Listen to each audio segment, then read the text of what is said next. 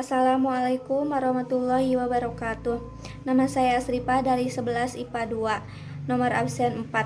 Jadi, kolonialisme dan imperialisme merupakan dua istilah yang kerap dijadikan dengan masa penjajahan. Sebagai negara yang pernah dijajah, bangsa Indonesia merasakan betul penderitaan semasa dijajah. Dampak politik, sosial, ekonomi, dan budaya dari keberadaan kolonialisme dan imperialisme Barat di Indonesia sebagai berikut. Yang pertama, bidang politik. Baik Dendels maupun Raffles telah meletakkan dasar pemerintahan modern.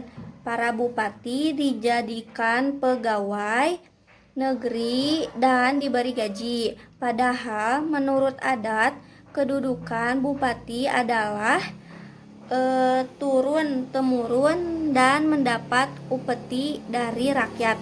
Hal ini berlaku hingga sekarang, yaitu aktivitas pemerintahan berpusat di wilayah Jawa dan Belanda dan Inggris melakukan investasi terhadap persoalan kerajaan. 2. Bidang sosial.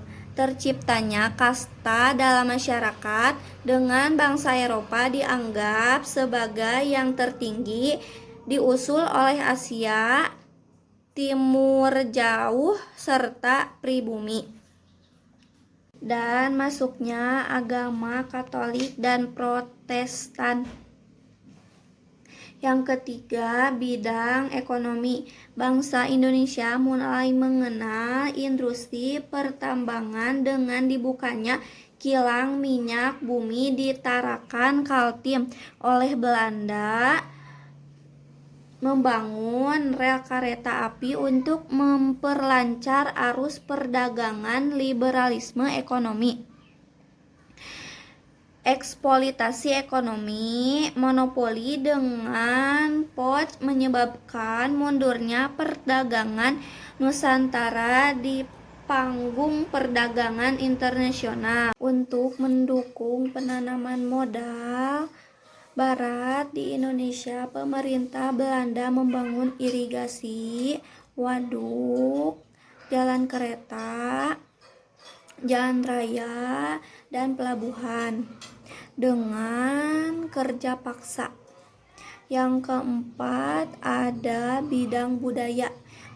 Upacara dan tata cara yang berlaku di istana kerajaan juga disederhanakan. Dengan demikian, ikatan tradisi dalam kehidupan pribumi menjadi lemah. Dengan merosotnya peranan politik, maka para elit politik baik raja maupun bangsawan mengalihkan perhatiannya ke bidang seni budaya. Perang melawan hegemoni dan keserakahan kongsi dagang.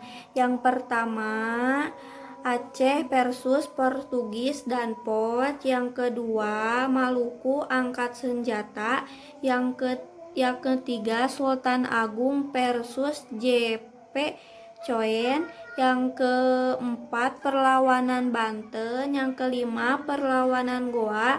Yang keenam, rakyat Riau angkat senjata. Yang ketujuh, orang-orang Cina berontak. Dampak dalam bidang politik, pemerintahan, dan ekonomi terbagi menjadi dua. Yang pertama, bidang politik dan struktur pemerintahan. Yang kedua, bidang ekonomi. Dampak dalam sosial budaya dan pendidikan terbagi menjadi dua. Yang pertama, sosial budaya. Yang kedua, bidang pendidikan. Sekian dari saya. Assalamualaikum warahmatullahi wabarakatuh.